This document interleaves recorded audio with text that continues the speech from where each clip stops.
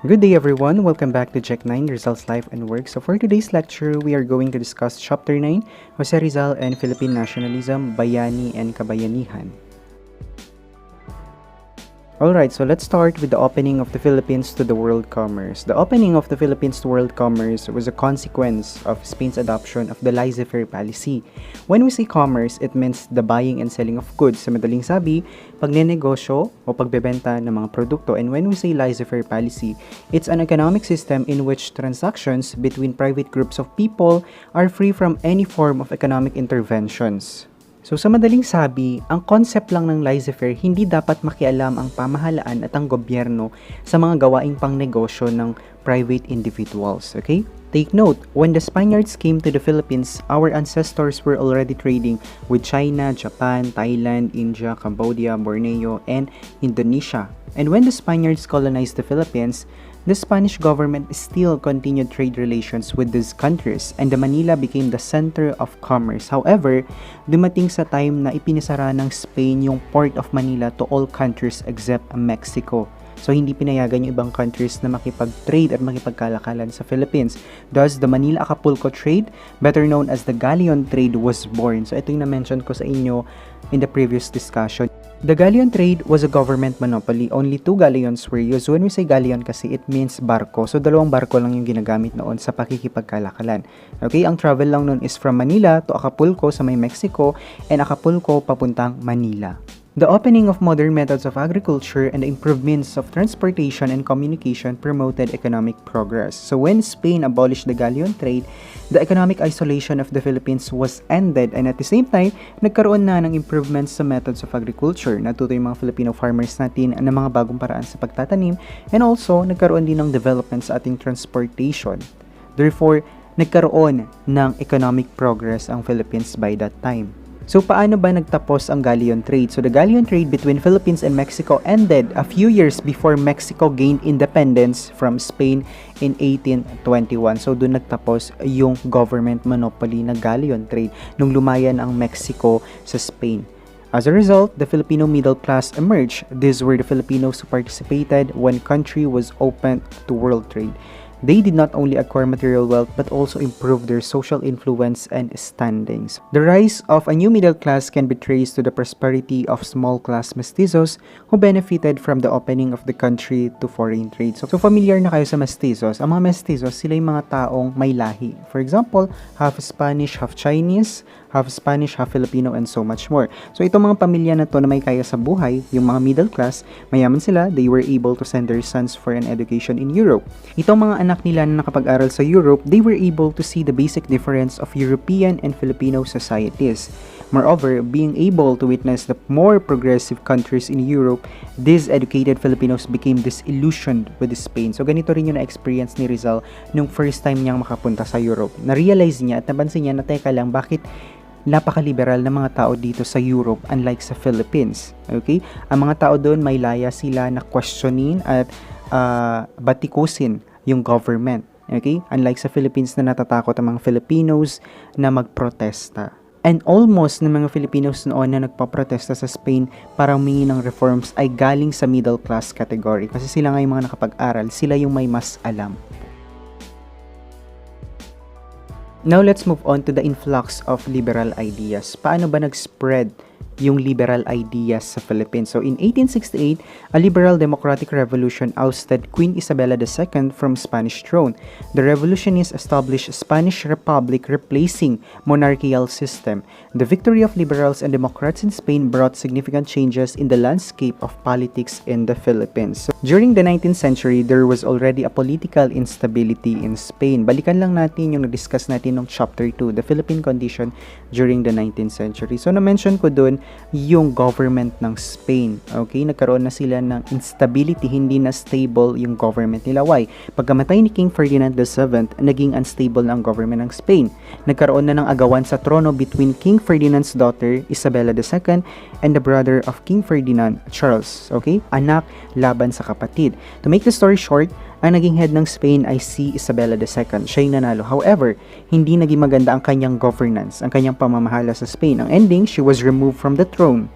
There was a transition from Spain's form of government from monarchical system to republic. So nag-change sila or nagpalit sila ng form of government. And because of the political instability in Spain, Philippines was also affected. Why? Because Philippines is a colony of Spain. Okay? Tayo ay nasakop din ng Spain. So kung ano yung nangyayari sa Spain, sa government ng Spain, maapektuhan din yung mga colonies niya and kasali na dun ang Philippines. As a result, there were frequent changes in the administration of the Philippines. So napapansin natin na yung mga governor generals dito sa Philippines noon, naging maiksi lang yung term nila, and then yung ibang Spanish government officials naging corrupt, ineffective sila. At the same time, unfit sila sa position or hindi sila qualified dun sa position.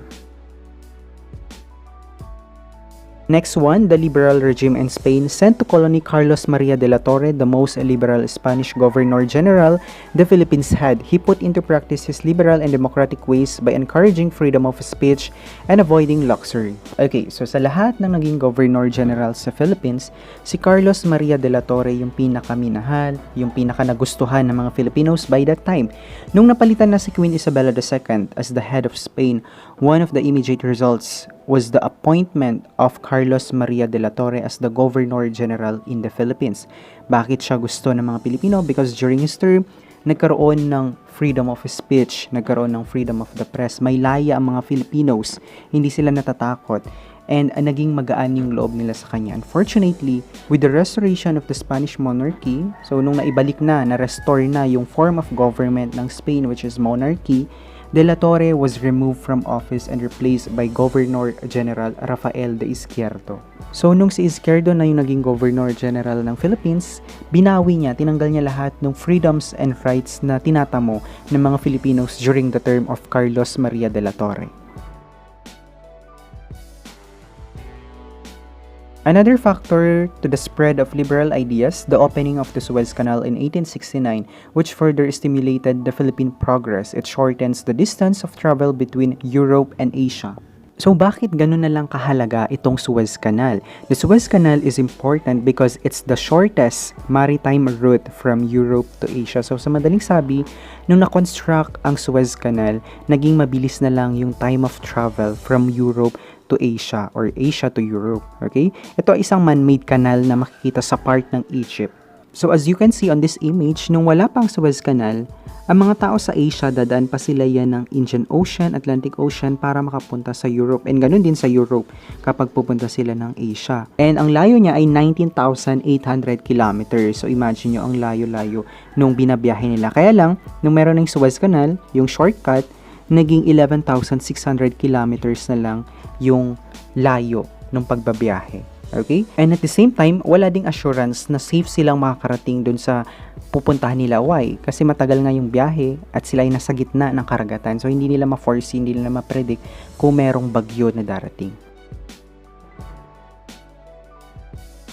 Next one, we have the Illustrators. The Illustrators are educated Filipino who had imbibed liberality during their stay abroad, directly brought liberal ideas of Europe and America into the country. Furthermore, books containing American and French Revolution and reading materials with political theme entered the country. Alright, so I know you are familiar with the term Ilustrado. Ito yung tawag sa mga educated Filipino people. Sila yung mga nakapag-aral. So nasabi ko na yung mga Filipino middle class families, napag-aral nila yung mga anak nila sa Europe. Since nakapag-aral sila, they gained new knowledge. And these Filipino intellectuals came to learn of the revolutionary ideas of some of the great philosophers. They learned that it's okay that people could overthrow a government that is not working and ineffective for the welfare of the people. Other liberal ideas that the Filipinos came to learn during this period were equality of rights, freedom of speech, freedom of religion, protection of human rights, and so much more. Consequently, many of the Filipino intellectuals then started to wonder at the unfortunate conditions of the Philippines. So dito na sila nagkaroon ng idea to ask for reforms from the Spanish government. Okay, so now let's move on to the Secularization Controversy. Two congregations of priests served the Catholic Church in the Philippines. These were the regulars and the seculars. Kapag regular priests, we are referring to the Spanish priests.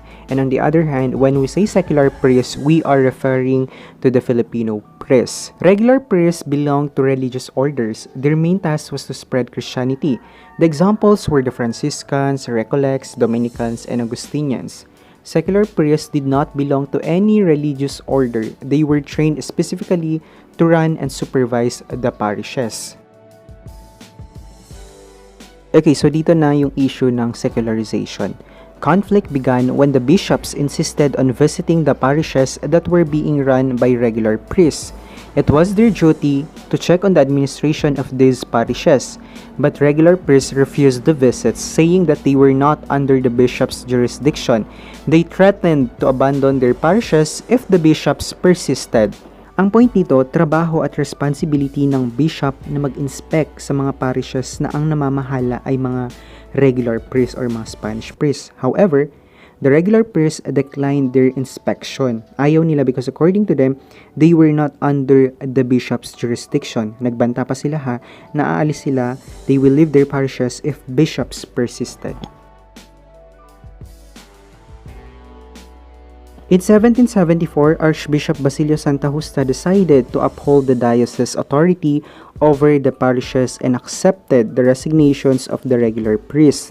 He assigned secular priests to take their place. Okay, so ang nangyari, hinayaan nila na umalis itong mga regular priests. Kumbaga, hindi kayo kawalan sa amin. Umalis kayo kung aalis kayo. Ang ginawa ni Archbishop Basilio, yung mga regular priests na umalis, napalitan sila and ang pumalit ay mga secular priests. Since there were not enough seculars to fill all the vacancies, the Archbishop hastened the ordination of Filipino seculars. A royal decree was issued on November 9, 1774, which provided for the secularization of all parishes or the transfer of parochial administration from the regular friars to the secular priests. Alright, so nagkaroon ng konting problema ang mga Filipino priests natin before.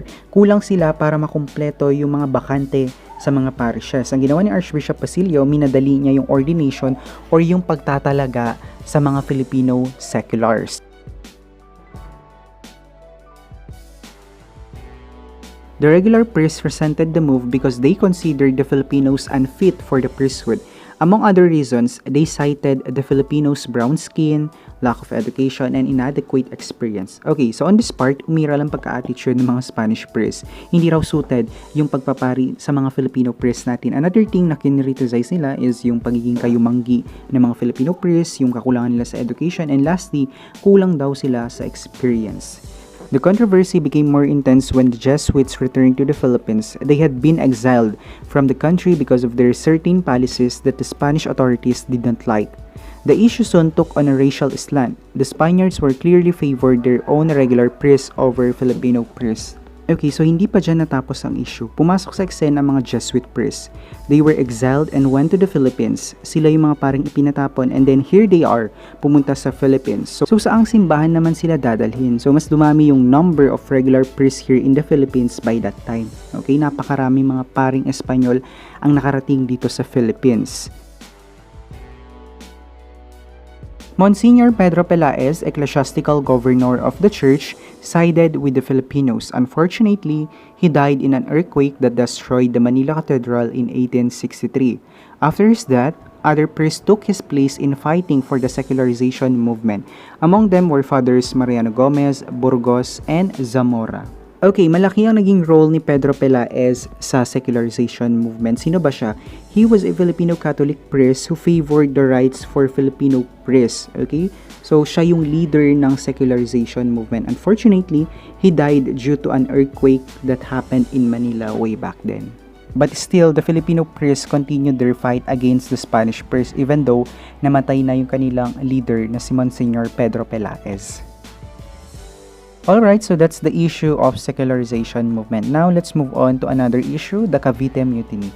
The Cavite Mutiny of 1872 was an uprising of Filipino military personnel of Fort San Felipe, the Spanish arsenal in Cavite on January 20, 1872. The mutiny was unsuccessful and government soldiers executed many of the participants and began to crack down the expanding Philippine Nationalism movement. Many scholars believe that the Cavite Mutiny of 1872 was the beginning of Filipino nationalism that would eventually lead to the Philippine Revolution. Okay, so it was January 20, 1872, nagkaroon ng mutiny sa Cavite. When we say mutiny, it means a revolt or pag-aalsa. This was happened in Arsenal in Cavite. Arsenal yung tawag natin dun sa mga lugar na pagawaan ng armor and weapons. Sa madaling sabi, nag-alsa, nagprotesta yung mga workers ng Cavite sa Spanish government. Bakit kaya? Okay, so here, the primary cause of the mutiny is believed to be an order from Governor General Rafael de Izquierdo to subject the workers to personal taxes from which they were previously exempt. The taxes required them to pay a monetary sum as well as to perform forced labor called polo y servicios. The mutiny was sparked on January 20 when the laborers received their pay and realized the taxes had been deducted from their salaries. Okay, the main reason of this mutiny was the abolition of workers' exemption to pay tax and render service, which was known as the polo y servicios. Ang mga workers na ito, exempted sila sa pagbabayad ng tax before. At the same time, exempted din sila sa forced labor. Yun nga lang, because of Governor General Rafael de Izquierdo, binalik niya yung dating policy wherein mandated na magbayad ng tax ang mga Filipino workers sa Cavite. At the same time, hindi na sila exempted sa forced labor. Ang kwento rito, as the workers of Cavite Arsenal receive their salary, automatic kang nadedakan ng tax yung kanilang salary na mas lalo nilang kinagalit. Now the question, paano naman mai-involve ang GomBurZa sa Cavite Mutiny? So mautak ang mga Espanyol na to. Ang ginawa nila, they took advantage the situation by arresting liberal-minded Filipinos. Inaresto nila yung mga Filipino lawyers, mga businessmen, and even priests. They were so exaggerated, particularly Spanish friars, to implicate or idamay ang GomBurZa sa issue ng Cavite Mutiny due to their active involvement in the campaign for secularization of the parishes. Nung namatay na kasi si Father Pelaez, itong tatlong pari yung nag-lead sa Secularization Movement. In the immediate aftermath of the mutiny, some Filipino soldiers were disarmed and later sent into exile on the southern island of Mindanao. Those suspected of directly supporting the mutineers were arrested and executed. The mutiny was used by the colonial government and Spanish friars to implicate three secular priests, Mariano Gomez, Jose Burgos, and Jacinto Zamora, collectively known as GomBurZa. They were executed by garrote on the Luneta Field, also known as Bagong Bayan, on February 17, 1872. Jose Rizal, whose brother Pasiano was a close friend of Burgos, dedicated his work El Filibusterismo to these three priests. Okay, so even Filipino soldiers ipinatapon din ng Spaniards sa Mindanao. From here, we can notice na full force talaga nilang binabawasan yung pwersa ng Filipinos. Okay, paano ba pinatay ang GomBurZa? Kung si Rizal ay pinatay through firing squad or pagbaril, sa GomBurZa naman ay through garrote. Now, na-mention ko before that Rizal was just 11 years old nung pinatay ang GomBurZa. Paano niya na-witness? Because of his kuya na si Pasiano na malapit kay Father Burgos. Kaya yung second novel niya na El Fili, it was dedicated to the three martyred priests. Okay, so these are images of execution by means of garrote. Ganito yung ginawa sa GomBurZa. During the short trial, the captured mutineers testified against Jose Burgos. The state witness, Francisco Zaldua, declared that he had been told by one of the Basa brothers that the government of Father Burgos would bring a navy fleet and the United States would assist a revolution with which Ramon Maurente was financing with 50,000 pesos. The heads of the friar orders held a conference and decided to depose Burgos by implicating him to a plot. The senior friars convinced Governor General Rafael de Izquierdo that Burgos was the mastermind of the coup. Gomez and Zamora were close associates of Burgos, so they too were included in the allegations. This action led to the movement of propagandists. Okay, so on this part of the trial, naipit na si Father Burgos because the Spanish government has testimonies against him. One of their witness was Francisco Zaldua na according sa kanyang pagkakakwento, sa mga magkakapatid na Basa, isa sa kanila doon ang nagsabi sa kanya na magpapadala daw sila ng Navy fleet or warship. At the same time, they have the support of United States na willing magbigay ng 50,000 pesos for the revolution. So to sum up, si Father Burgos ang pinagpintangan na mastermind nitong mutiny. And since malapit siya kay Father Gomez and Zamora, pati sila nadamay. February 17, 1872, pinapatay na ang GomBurZa sa may Luneta. Remember, GomBurZa became the battle cry of the propaganda movement.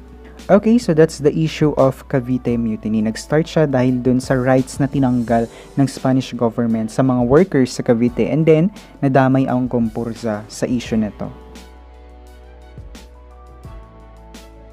Okay, now let's move on to the propaganda movement. The propaganda movement was a period of time when native Filipinos were calling for reforms. Propaganda is the dissemination of information, facts, arguments, rumors, half-truths, or lies to influence public opinion. Basically speaking, propaganda means spreading of informations or pagkakalat ng impormasyon. The word propaganda was used by the Filipino group that sent Marcelo H. del Pilar to Spain to continue the propaganda on behalf of the Philippines. It was essentially a campaign of information as well as a bid for sympathy.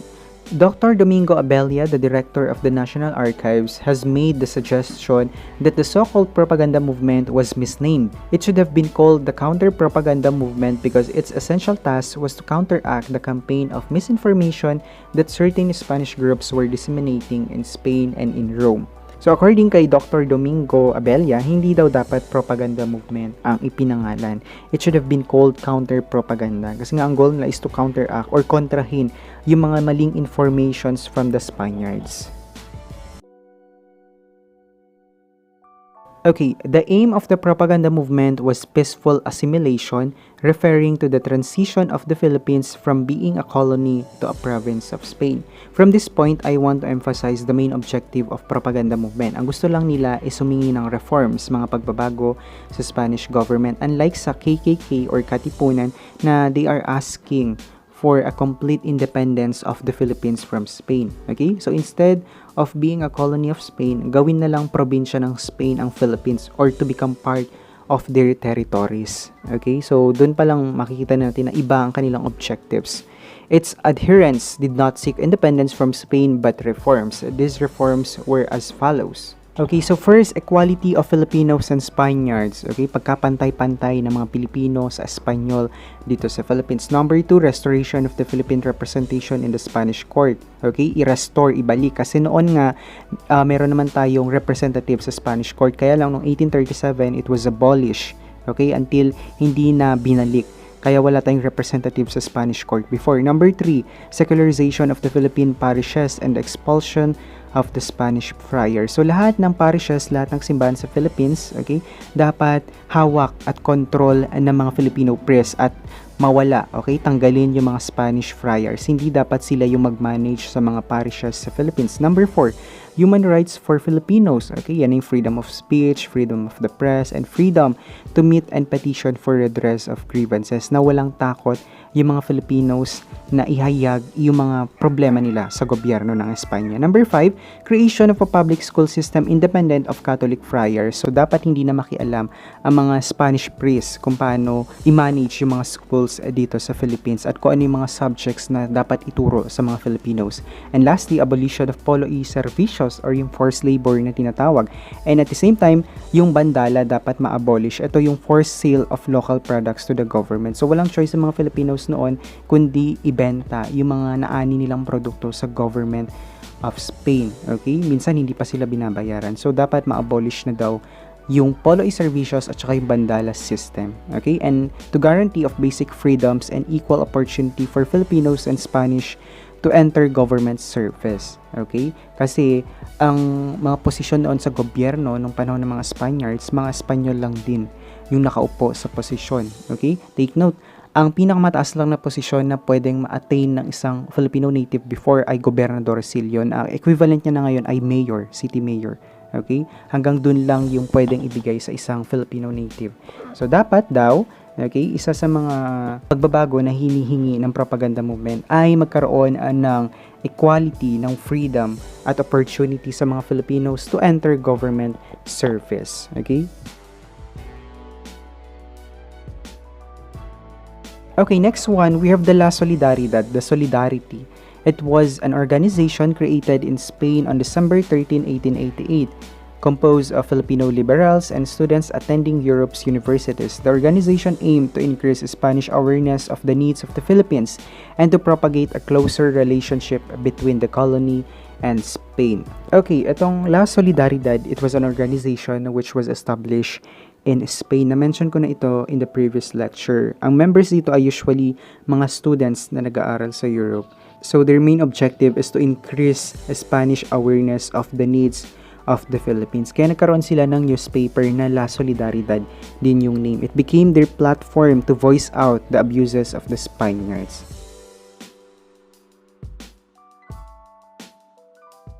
Okay, next one we have the La Liga Filipina. La Liga Filipina, the Philippine League, was a progressive organization created by Dr. Jose Rizal in the Philippines in the house of Doroteo Onghunco at Ilaya Street, Tondo, Manila in 1892. Okay, dito naman sa La Liga Filipina, it's also an organization na si Rizal mismo ang founder. For some people, the La Liga Filipina was just a mere footnote in our history. Why? 3 days after its founding at the house of Doroteo in Tondo, inaresto na agad si Rizal. So 3 days lang itong organization na to kasi pinatapon na si Rizal sa may dapitan. The purpose of La Liga Filipina is to build a new group sought to involve the people directly in the reform movement. Kung mayroon mang unique sa organization na La Liga Filipina, this organization allowed the involvement of the ordinary Filipino people in their reform movement. Unlike sa La Solidaridad, wherein mga estudyante, mga ilustrado, mga nakapag-aral yung members. Okay? Sa La Liga Filipina, welcome kahit sinong Filipino. So the aim of La Liga Filipina is to unite the whole archipelago into one vigorous and homogeneous organization, mutual protection in every want and necessity, defense against all violence and injustice, encouragement of agriculture and commerce, and study the application of reforms. The League was to be a sort of mutual aid and self-help society dispensing scholarship funds and legal aid, loaning capital, and setting up cooperatives. The League became a threat to Spanish authorities that they arrested Rizal on July 6, 1892 on Dapitan. So in general, all of their aims and objectives are for the welfare of the Filipinos. And kaya rin ipinatapon si Rizal sa Dapitan, it's because this organization somehow a big threat sa Spaniards. They were afraid that Filipinos would ask for reforms. During the exile of Rizal, the organization became inactive. Through the efforts of Domingo Franco and Andres Bonifacio, it was reorganized. The organization decided to declare its support for La Solidaridad and the reforms it advocated, raise funds for the paper, and cover the expenses of deputies advocating reforms for the country before the Spanish Cortes. So nung nasa Zamboanga na si Rizal, this organization La Liga Filipina became inactive since wala na nga yung leader nila. Nagkaroon ng modification, okay, nagkaroon ng konting pagbabago through the help of Franco and Bonifacio. Yes, you are right. Bonifacio was also a member of La Liga Filipina. Eventually, after some disorder in the leadership of the group, the Supreme Council of the League dissolved the society. The La Liga membership is split into 2 groups when it is about to be revealed. The conservatives formed the Cuerpo de Compromisarios, which pledged to continue supporting the La Solidaridad, while the radicals led by Bonifacio who devoted themselves to a new and secret society, the Katipunan. Alright, this organization failed to succeed. Nagkaroon ng issue sa leadership. Actually, this was one of the reasons why early Filipino revolts failed during colonial period. Laging may issue sa leadership. Hindi nila alam kung sinong dapat mamuno. At lagi silang nagtatalo kung sino dapat yung mamuno sa kanila. So, nahati sa 2 grupo ang La Liga Filipina, Cuerpo de Compromisarios and the Katipunan. Okay, so now let's move on to the Philippine Revolution. After Rizal's deportation to Dapitan, the conservative members of the La Liga Filipina organized themselves into a group called Cuerpo de Compromisarios. They pledged to give financial support to Marcelo H. del Pilar in Madrid for the continuous publication of the La Solidaridad. Ultimately, the members of this group stopped sending funds to the reformists in Spain. The campaign for reforms ended in failure. Okay, so yung mga naiwang members ng La Liga Filipina, they organized themselves. Bumuo na naman sila ng sariling grupo and they were known as Cuerpo de Compromisarios. Ang ambag nila is to give financial support kay Del Pilar para hindi ma-freeze or hindi ma-stop yung publications ng La Solidaridad. Kaya lang, due to lack of budget, hindi na-sustain yung goal nila and eventually their campaign for reforms failed.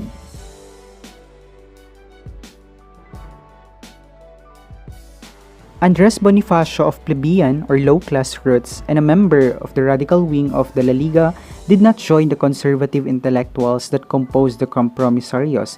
He firmly believed that social and political changes could not be achieved by peaceful means but by the use of force or violent revolution. On the other hand, yung Katipunan naman, magsisimula pa lang na mag-recruit and strengthen their force. So dito na makikita na somehow magkaiba na yung prinsipyo ni Rizal at ni Bonifacio. In favor si Bonifacio sa pagkakaroon ng revolution to gain the independence of the Philippines from Spain. Unlike kay Rizal na gusto niya, Filipinos must do it in a peaceful manner.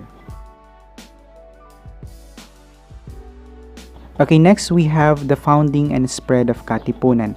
On the night of July 7, 1892, Bonifacio and his radical members met in the house of Deodato Arellano at number 72 Azcaraga Street, Tondo, Manila.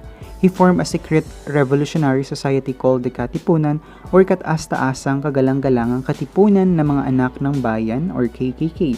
In English, highest and most respected society, the sons of the country. The main objective of the Katipunan was to unite the Filipino people and struggle for separation from Spain through a revolution. The people wanted the abolition of Spanish rule. Okay, so July 7, 1892, na-establish ang Katipunan sa may Tondo, Manila. And dito na natin makita yung difference ng objective ng Katipunan at ng propaganda movement. Ang aim lang ng propaganda movement is for the Philippines to become a part or a province of Spanish territory. Okay, hindi siya humingi ng total independence. Unlike sa Katipunan na gusto nila ng complete independence, separation from Spain. Okay? Okay, the political structure of the Katipunan. Jose P. Rizal's influence on Andres Bonifacio manifested itself when the Katipunan copied the organizational structure of the La Liga Filipina. The Katipunan had also a Supreme Council, kataas-taasang sanggunian, composed of the President or Supremo, a Fiscal, a Secretary, and a Treasurer. The Supreme Council was the central organ of the Katipunan. A Provincial Council or Sangguniang Bayan in each province and a Popular Council or Sangguniang Balangay in each town were also established as provided by the Constitution of the society. Okay, so this is about the Katipunan government. The Katipunan had three governing bodies, the Kataas-Taasang Sanggunian or yung Supreme Council, the Sangguniang Bayan or the Provincial Council, and the Sangguniang Balangay or the Popular Council. Respectively, they were the equivalent of the central government, the provincial government, and the municipal government. Okay, that's the structure of the Katipunan. Deodato Arellano, the brother-in-law of Marcelo H. del Pilar, became the first president or supremo of the Katipunan. But in a meeting in February 1893, Andres Bonifacio disgusted over Arellano's weak leadership, deposed him, and put GomBurZa in his place as president or supremo. It was only 1895 when Andres Bonifacio himself assumed the position of supremo, when he also deposed Baza due to the latter's ineffective leadership. Okay, for the information of everyone, Andres Bonifacio was not the first supremo or first leader of the Katipunan. Ang nauna ay si Deodato Arellano. Ang naging successor niya naman ay si GomBurZa. Sumunod, pangalawa si GomBurZa. Unfortunately, napalitan silang dalawa because of their weak leadership. Okay, hindi effective yung kanilang governance. Okay, let's talk about the Katipunan membership. The first members of the society were recruited by means of the triangle system. Andres Bonifacio, Teodoro Plata, and Ladislao Diwa formed the first triangle. The initiator of the triangle knew the two new recruits, but the latter did not know each other. Alright, so this is how the Katipunan members recruit one member. Alright, so this is how Katipunan members recruit another member, the triangle system. Why is it called triangle? It was associated to a triangle which has three sides. So, ganun din sa recruitment ng Katipunan. For example, ako, kailangan kong maghanap ng dalawang tao na kilala ko pero yung dalawang ito, hindi nila kilala yung isa't isa. And then, same process. Ganun din ang gagawin ng mga bagong na-recruit. The recruitment through the triangle system proved to be slow and complicated, thus, it was replaced by a faster and simpler way, the use of secret rites copied from Masonry. So, nahirapan sila mag-recruit ng maraming members dahil napakabagal ng usad ng triangle system. So, they adopted the use of secret rites. A successful beginner who passed the test on his courage and love for country swore to guard and defend the secrets of the Katipunan, and B then signed his name in the society's roster in his own blood, or sanduguan. The new members then adopted a Katipunan name. Okay, now let's talk about the role of women in the Katipunan. So malaki ang naging role ng mga kababaihan sa Katipunan. To ensure the secrecy of the association, trusted women secured the secret documents of the KKK. So sila yung nagtatago ng mga mahalagang documents ng KKK. And usually ang mga members dito ay asawa, anak, or kapatid na babae ng mga lalaking members. Some of the women members were Gregoria de Jesus. Ito yung asawa ni Andres Bonifacio, also known as the Lakambini of the Katipunan or the KKK. And we also have Josefa and Trinidad Rizal, the sisters of Jose P. Rizal. Okay, this time, kilalanin naman natin si Andres Bonifacio, si Emilio Sinto at si Apolinario Mabini. Let's begin with Bonifacio. Andres Bonifacio, the great plebeian, was born in Tondo, Manila on November 30, 1863. His formal education was limited. He supplemented this by self-study. Okay, si Andres Bonifacio hindi naman ipinanganak na mahirap. Unfortunately, hindi naging madali sa kanya yung buhay simula nung pumanaw yung kanyang mga magulang nung 14 years old pa lang siya. Okay, kaya natigil din siya sa pag-aaral. Although he never finished high school, Andres Bonifacio was very intelligent and smart man. Okay? Sa kabila ng kakulangan niya sa edukasyon, tinuruan niya yung sarili niya na magbasa at magsulat ng wikang Kastila at Tagalog. Kaya nakakuha rin siya ng magandang trabaho, which is clerk messenger sa isang company. Okay, his own library included books on the two novels of Dr. Jose P. Rizal, Noli Me Tangere and El Filibusterismo. And then, meron pa siyang ibang mga libro, The Lives of United States Presidents, The History of the French Revolution, Victor Hugo's Les Miserables, Eugenio's Wandering Jew, and the Penal Code and Civil Codes, and various collection of La Solidaridad. Okay, so nakakatuwang isipin na merong sariling library si Andres Bonifacio. Hindi man siya nakatapos ng pag-aaral, andun yung eagerness niya to learn. Okay, and then itong mga books na nasa library niya, these books opened his mind to idea of effecting change through radical or violent means. Bonifacio had the insight to organize a revolutionary movement, for he knew that Spain would never budge an inch in granting reforms. It was Bonifacio who correctly pointed out the necessity of armed struggle to force the issue on the Spaniards. Okay, so sa pagbabasa ni Andres Bonifacio ng mga libro, he realized that common people had rights and that freedom was a valuable thing to have. Andres began to dream that a better life was possible for his countrymen. Okay, naniniwala siya na hindi makakamit ng Philippines ang independence through peaceful manner or peaceful means. Kailangan ng revolution or kailangan ng bloody war.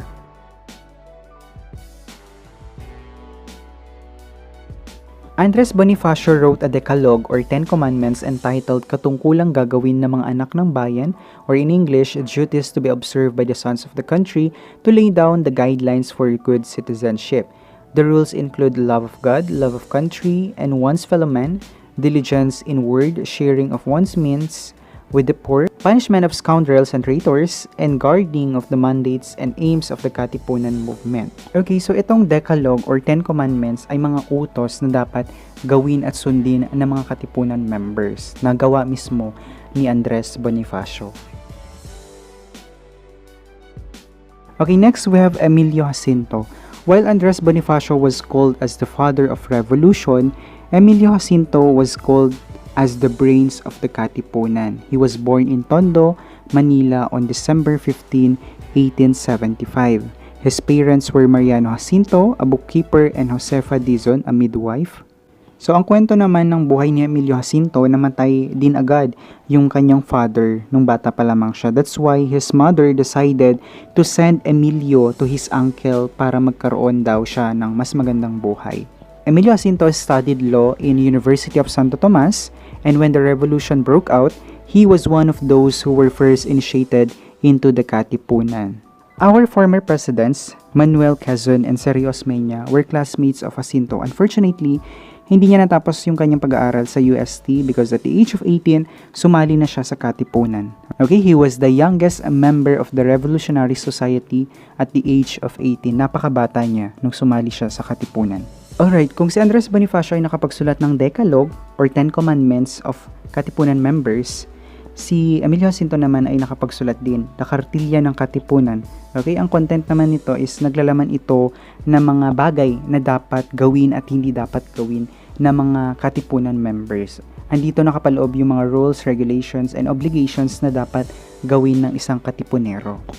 And also, ang Katipunan meron silang newspaper din. Ang tawag dun sa newspaper nila ay Kalayaan. Kung ang La Solidaridad na organization ay may newspaper na ang tawag ay La Solidaridad din, ang Katipunan ay meron din, which is Kalayaan. And lastly, we have Apolinario Mabini. Apolinario Mabini was born of poor parents, Inocencio Mabini and Jonicia Maranan in Barrio Talaga, Tanawan, Batangas in 1864. He finished his law degree at UST in 1894. The sublime paralytic joined Rizal's civic organization, the Liga Filipina, where he worked for reforms in the administration of government. So kahit may kapansanan si Mabini, naging part pa rin siya ng revolution and he was considered as one of the Filipino heroes. In 1898, Aguinaldo recruited him as his private counselor for the revolutionary government.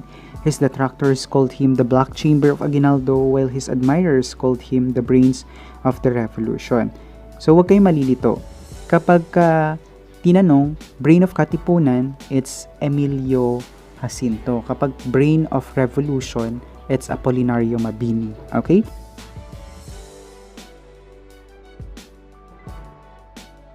So when Aguinaldo reorganized his cabinet on January 2, 1899, he appointed Mabini as the president of the cabinet and secretary of foreign affairs. Among his best-known writings were the True Decalogue, the constitutional program of the Philippine Republic, and the Philippine Revolution.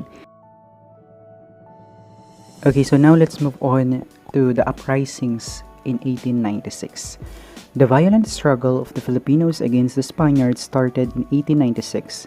In August, the members of the KKK from 8 provinces of the country, Manila, Cavite, Bulacan, Nueva Ecija, Tarlac, Batangas, Laguna, and Pampanga, joined the uprisings against the Spaniards. So the revolution spread to several provinces in Luzon. That is why Governor General Ramon Blanco decided to place these first 8 provinces under martial law. And then, to control the further spread of revolution, ang ginawa ni Governor General Blanco, he implemented a policy of attraction. So in this policy, anyone who would surrender within 48 hours after its implementation would not be tried in military courts. Ang ginawa ngayon ng ibang Katipuneros, since ayaw nilang mahatulan at makulong, some of them surrendered. However, they were not exempted to torture. Actually, napilitan silang i-disclose or i-mention yung names ng iba pang members ng Katipunan para less yung torture na ma-experience nila. So, dun sa race ng sun, mapapansin nyo, di ba 8 yun? 8 rays of sun. So, yung 8 na yun, it represents the 8 provinces, the first 8 provinces na nag-alsa sa Spanish government. In August 19, 1896, Father Mariano Hill was able to know the information about the KKK because of the confession of Honoraria. She is the sister of Teodoro Patino, a member of KKK, who revealed the secret of the organization because he had the conflict with the other member of the KKK. Alright, so na-discover ang Katipunan dahil lang sa chismis. Kinuwento ni isa dun sa isa, hanggang sa kinuwento naman ni isa dun sa isa pa. Okay, so ganito yan. Nag-start ang issue between Teodoro Patino and Apolonio de la Cruz. They are both members of the Katipunan. Nagkaroon sila ng alitan dahil sa sahod, and also sinisi ni Apolonio si Teodoro dun sa mga nawawalang gamit sa printing press. By the way, dun sila nagtatrabaho sa printing press kasi nga may newspaper ang Katipunan, di ba, yung Kalayaan. And ngayon, sa sobrang inis at galit ni Teodoro, naikwento niya sa kapatid niyang si Honoraria. Okay, si Honoraria nagsaserve sa simbahan, so naikwento niya kay Father Mariano Hill. And right after that, Father Mariano Hill and several civil guards immediately went to the printing press and found evidence of the Katipunan's existence. But according to other sources, the Spanish government already had the idea about KKK since May 1896.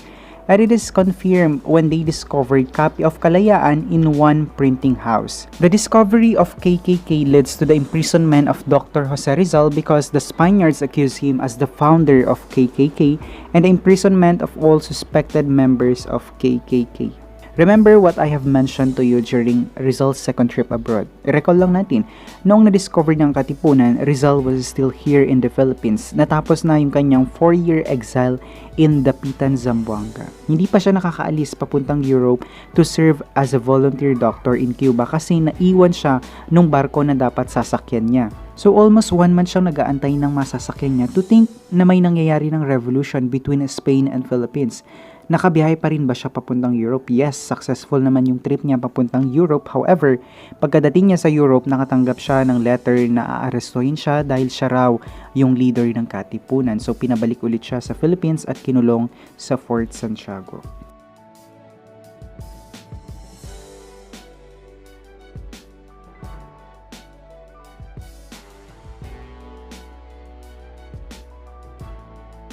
The leadership of KKK met in the cave in Bitukang Manok in Pasig to plan the start of their uprising.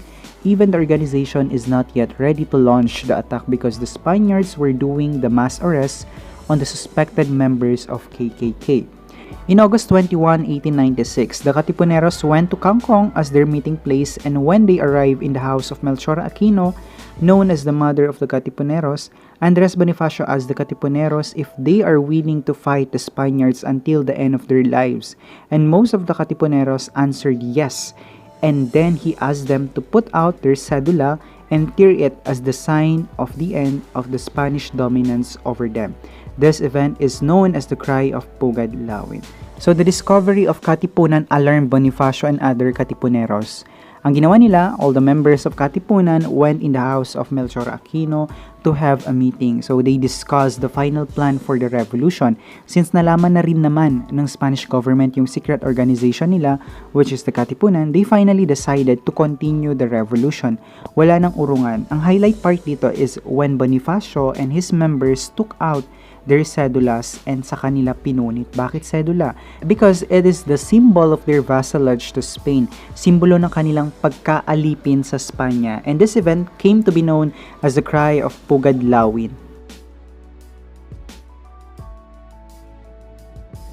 In the succeeding days of the battle, from August 25 until August 30, 1896, Andres Bonifacio together with other Katipuneros suffered in a big loss because of their inferior weapons and lack of military tactics, since the discovery of KKK happened in the time that the group is not yet ready for the battle.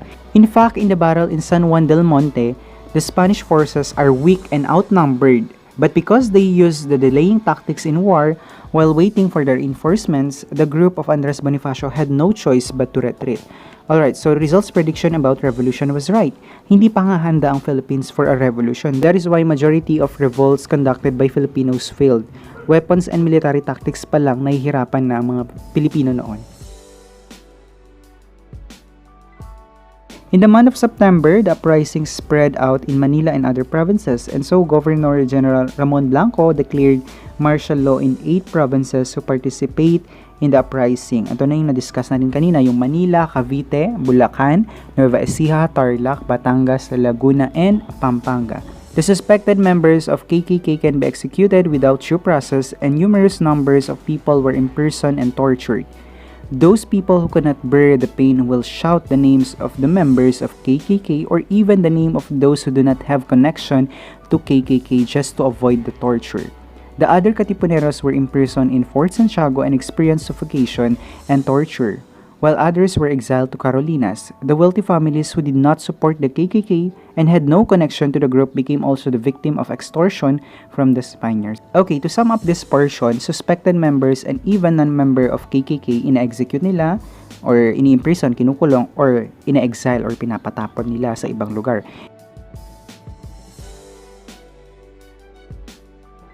In September 12, 1896, Governor General Ramon Blanco ordered the execution of 13 people from Cavite as warning for the public that they should not join the uprising. The 13 people are known as the Tracee Martires.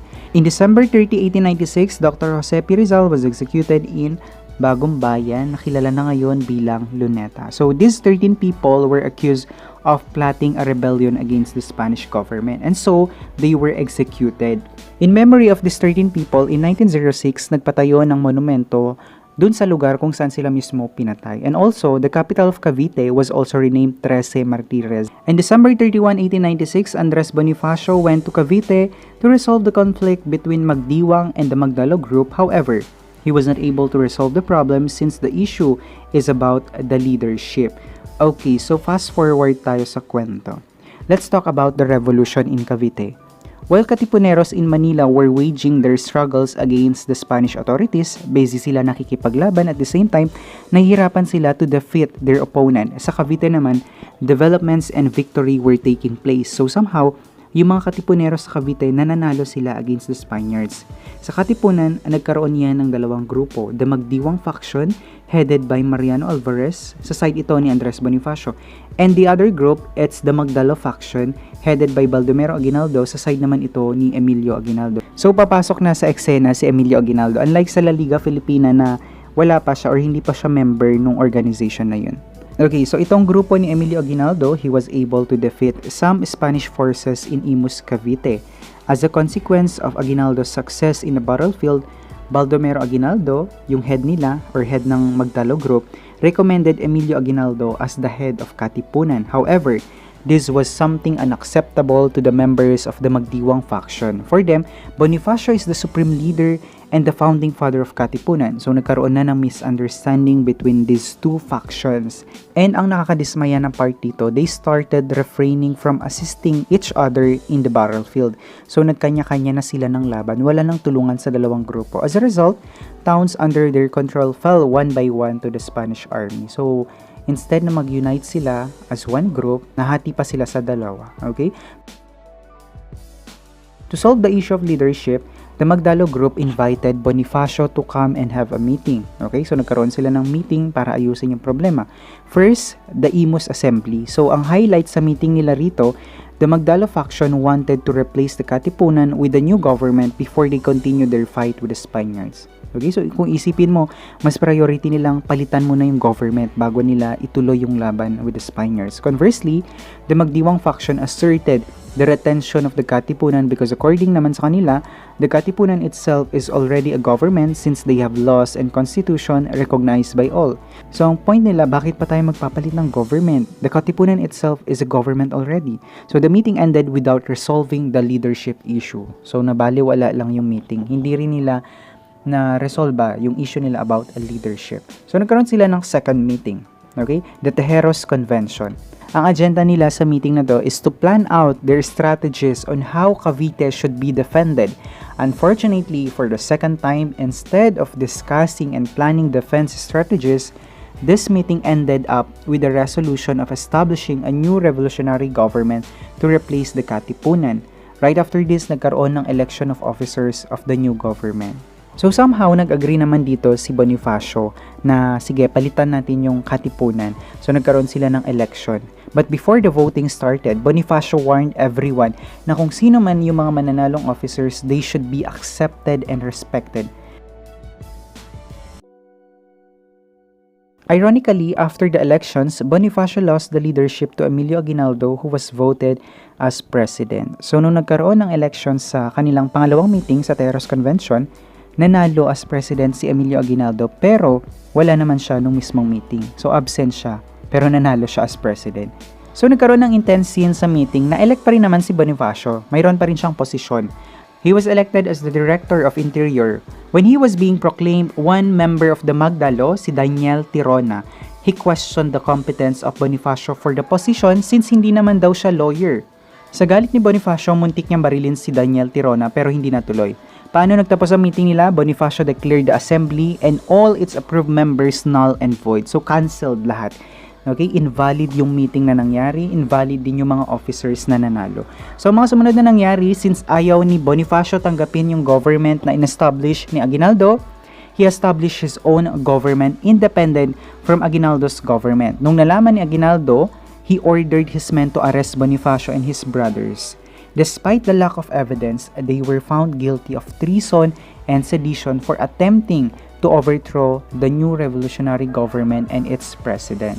So without the opportunity to defend themselves, Bonifacio and his brother Procopio were sentenced to be executed. Supposedly, hindi execution ang punishment sa kanila ni Aguinaldo. However, kinonvince siya ng mga generals niya na dapat i-execute na lang daw si Bonifacio at patayin. So, noong May 10, 1897, pinatay na nga si Bonifacio and his brother Procopio. So, imagine, namatay siya hindi sa kamay ng mga Spaniards, kundi sa kapwa niya Pilipino. Alright, so that ends our lecture for Chapter 9, Jose Rizal and Philippine Nationalism, Bayani and Kabayanihan. Thank you so much for listening.